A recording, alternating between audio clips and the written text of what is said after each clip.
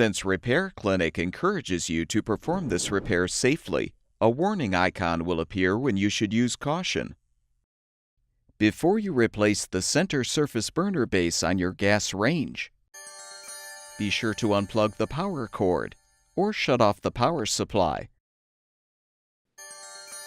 Carefully lift off the two grates.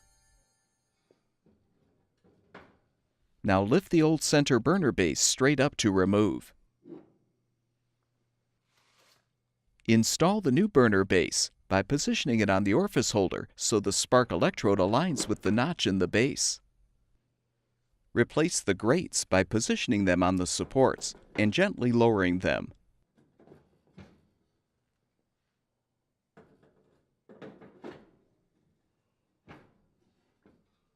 Plug the power cord back in or restore the power supply, and the gas range should be ready for use.